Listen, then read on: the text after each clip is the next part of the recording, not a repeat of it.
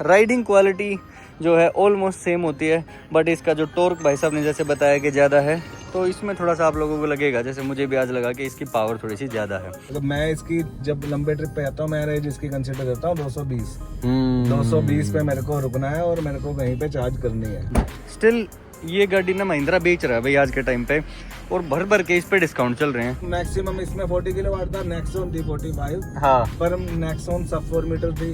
हाँ तो मेरे को थोड़ा था कि सब 4 मीटर नहीं लेनी। ये देखना है क्या जुगाड़ लेके घूमता है सिद्धार्थ हमेशा। ये जंप स्टार्ट है।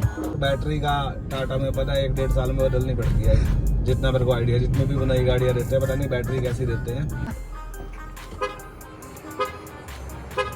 ये XUV 400 है ना, इसका एक्सपीरियंस भी लूंगा। मेरा फर्स्ट टाइम होगा जब मैं इसको चला रहा हूँ। इसकी की ये वो नहीं है क्या, वायरलेस लगानी पड़ती है? ओके देखो भाई, साथ साथ रिव्यू भी चलेगा भाई। एक बार मैं फटाफट आप लोगों को बता देता हूँ कौन सा वेरिएंट है। टॉप वेरिएंट है भाई साहब ये? टॉप वेरिएंट है। ओह भाई बढ़िया दिखने में। डुअल टोन कलर के साथ जो खेल रखा है ना, वो सही है भाई कंपनी ने। और इसका पुश बटन स्टार्ट ये रहा, सबसे टॉप एंड वेरिएंट। हाँ सबसे टॉप है। और कितना किलोवाट बैटरी आती है इसमें? 40 किलोवाट। इसकी क्लेम्ड रेंज कितनी है कंपनी की? क्लेम तो बोलते हैं 280-300, बट 280-300 क्लेम्ड है। हाँ मतलब क्लेम तो 431 बोलते हैं जो ARAI का रहता है, बट एक्चुअल में तो जो शोरूम वालों ने बताया था वो बोल रहे हैं 300 के करीब चल जाएगी। ओके और अभी तक आपने कितनी चला ली है? मैं देख पा रहा हूँ ऑलमोस्ट 14,000 चलाई। अभी साल हुआ है इसको। एक साल में 14,000। मतलब आपकी रनिंग कम है? रनिंग होती नहीं है मेरी, वीकेंड पे ही बस थोड़ा बहुत इधर उधर निकल जाता हूँ।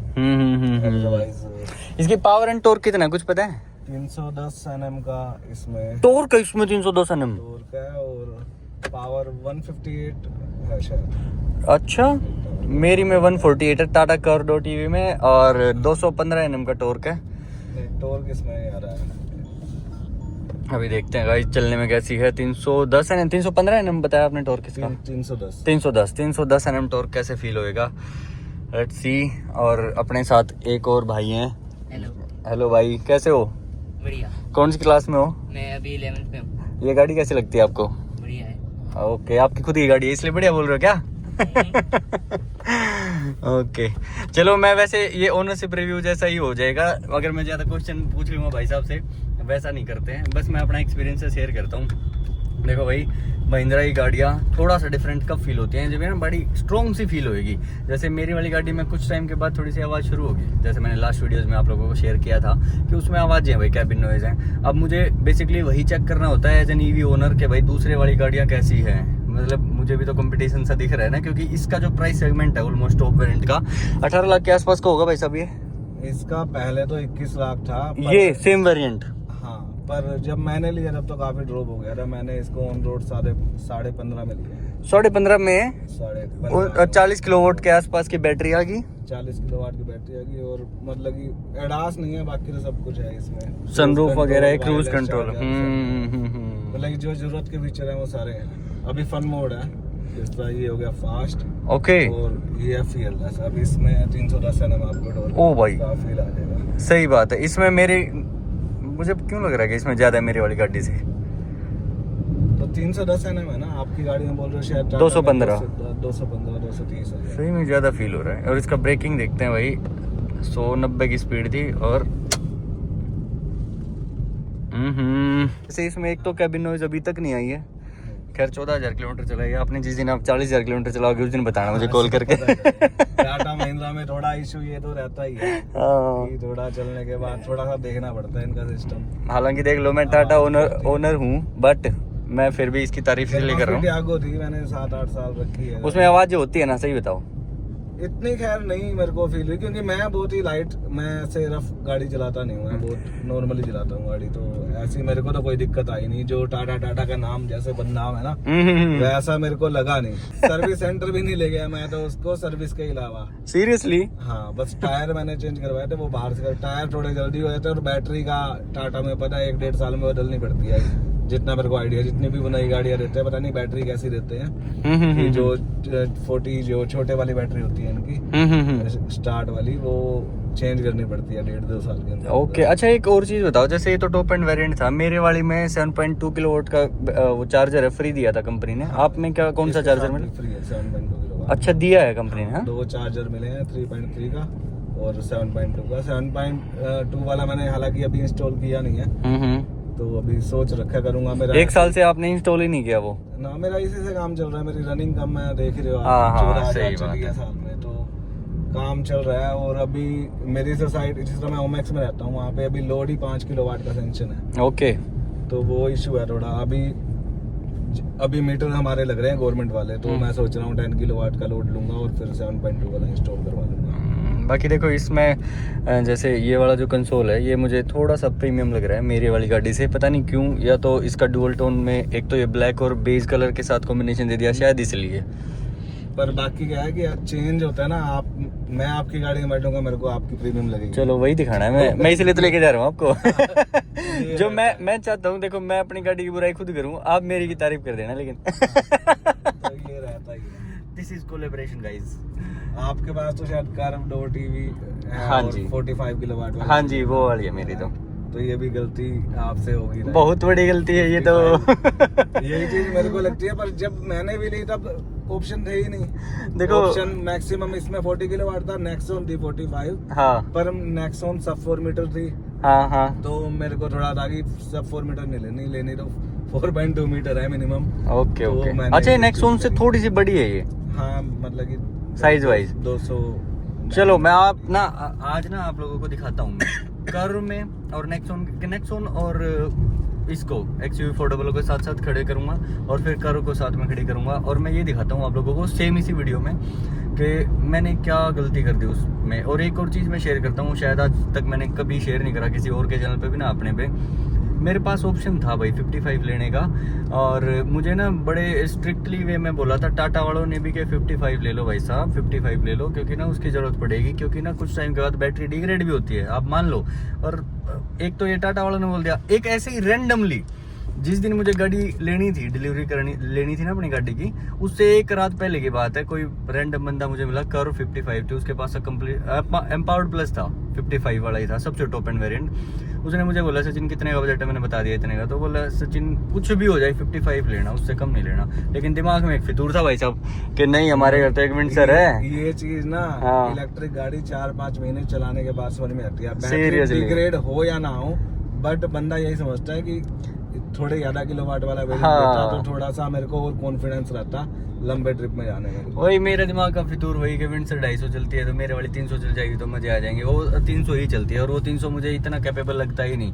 300 मतलब कैपेबल इन द सेंस कि मैं कहीं निकल जाऊँ ना, अगर मान लो मैं ट्रिप पे निकल जाऊँ, 3 दिन पहले मैं मसूरी गया हुआ था, टोटली मेरे घर से 280-290 किलोमीटर है, बट वो हिली एरियाज भी है बीच में, तो वो 300 तो तब देगी नहीं ना हिल्स में। तो तब मुझे ये हो गया, अरे यार कम से कम ऐसी होनी थी गाड़ी जो 400 किलोमीटर चलती हो, कंपनी क्लेम तो ज्यादा ही हो, बट एटलीस्ट 400 किलोमीटर निकाल दे, तो ये जो हिली एरियाज भी है ना तो कवर भी करेगी। तो 300 में मैं मतलब एक सिंगल चार्ज में मैं अपने लोकेशन पे पहुंच जाऊंगा। बट एनीवे गाइस, जो अभी है अपने पास वो सबसे बेस्ट है। अगर आपकी 300 रेंज है तो आप किसी लंबे ट्रिप पे जा रहे हो, तो ऐसा नहीं है कि आप 300 चलाओगे उसको, आपको 50-60 किलोमीटर पहले गाड़ी चार्ज करनी पड़ेगी। तो आप 50-60-70 रेंज कम ही मान के चलो, क्योंकि आपको उस हिसाब से चार्जर भी फाइंड आउट करना है कि कहाँ पे चार्ज करूंगा, साथ साथ खाना वाना भी हो जाए। बिल्कुल तो बिल्कुल उसके अकॉर्डिंग 50-60 रेंज कम हो जाती है। अगर मैं इसकी जब लंबे ट्रिप पे आता हूँ, मैं रेंज इसकी कंसिडर करता हूँ 220 पे मेरे को रुकना है और मेरे को कहीं पे चार्ज करनी है। मतलब भाई साहब इसको विंडसर समझते हैं, विंडसर में ताकि- मिलती ताकि 220 है। ताकि सेफ साइड पे रहे, राइट। फिर पंगा ले लो आप, चलने में तो चल जाएगी 270 भी, बट फिर चार्जर जो मिले वो वर्क ना करे तो फिर इशू हो जाता है। हाँ ये तो खैर पंगा है भाई। देखो अब जब नेक्स्ट गाड़ी अपनी शायद आने वाली हो तो उसमें क्या सीन होएगा, बड़ी बैटरी लेंगे, नहीं तो ना वही बात हो जाएगी कि कई सारे लोग मेरी वीडियोस में कमेंट करते हैं क्या फायदा इलेक्ट्रिक गाड़ी लेने का जब 80 की स्पीड पे चलानी है। भाई मैं ऐसा बंदा हूँ ही नहीं 80 के चलाने वाला। मैंने मेरी कर्व को भी इसलिए इतनी ज्यादा चला दिया, आप लोग हिसाब लगा लो, लगभग 9 महीने हो गए मेरी गाड़ी को, 42,000 किलोमीटर चल पड़ी मेरी गाड़ी। और 80 की स्पीड पे चलाता तो शायद मैं इतना ना चलाता, मैं चलाता हूँ ज्यादा पे, चाहे मेरी रेंज दे चाहे ना दे। तो इसलिए जब जो नेक्स्ट गाड़ी होगी बड़े बैटरी पैक वाली, तो उसमें भाई चलेगी तो 100 के आसपास, मतलब जितनी स्पीड लिमिट्स हाईवे वगैरह की होगी उतनी चलेगी। क्योंकि मैं इस चीज में कॉम्प्रोमाइज मुझे करना पसंद ही नहीं, क्योंकि यार देखो जो मुझे देख रहे हैं ना ईवी ओनर्स, शायद इससे रिलेट कर पाए, भाई साहब भी करेंगे ये गाड़ी ना भाई देखो, जो अभी आपने लगा रखा है इसका फियरलेस मोड है, ये शायद ये इसका स्पोर्ट्स मोड की तरह काम करता है। मैं थोड़ा सा भी पंजा दबा रहा हूँ ना भाई साहब, ये नीचे से निकलने को हो रही है। और दूसरी बात, जब मैं हाईवे पे चलता हूँ ना, दूसरी गाड़ियाँ जब साइड से हल्की भी मेरे साथ में होती है तो मेरा मन ये करता है साइड में क्यों है, मैं आगे निकालूंगा। तो मतलब ये तो मेरे अंदर तो है भाई साहब। ये थोड़ा है ना ईवी ओनर के साथ इश्यू रहता है कि लोग ईवी को हल्के में ना ले। हाँ। कोई आगे निकल गई तो भाई साहब दिखाता हूँ इनको कि EV क्या और भाई साहब मैं तो चलता ही हाईवे पे ऐसा हूँ, मतलब कई सारे लोग ना मुझे मिलते हैं ऐसे कि बोलते हैं कि भाई जैसे अपनी छोटी सिटी है, आपस में लोग जानकार भी बहुत मिल जाते हैं यहाँ पे कि हाँ चल भाई ये सचिन जा रहा है, वो वैसे भी बोलने के लिए आएंगे ना, मुझे लगा कोई और गाड़ी है और मैं एकदम से पंजा दबा के एकदम साइड से ये ले मेरे भाई, मैं नहीं दिखता फिर कहीं। इसका जो सनरूफ है ना वो छोटे साइज का है, देखो यहाँ से देखोगे तो बिल्कुल ऐसा लगेगा कि जैसे दो बंदे तो बड़ा मुश्किल हो जाएगा निकलने में, बट सनरूफ है, नाम का है। और सब 4 मीटर जैसे भाई ने बताया, नेक्सॉन EV है, ये 4.2 मीटर में आती है। देखने में नहीं लगती मुझे कि ये गाड़ी लंबी होगी ज़्यादा। सिद्धार्थ गाने बंद कर दो, ये भी जब भी सिद्धार्थ के साथ आ जाओ भाई, कॉपीराइट करवाओगा बंद कर दो इसको। हो सकता है अभी तो हमने खैर बराबर गाड़ी नहीं लगाई, भाई साहब ने बोला है तो झूठ तो नहीं बोला होगा।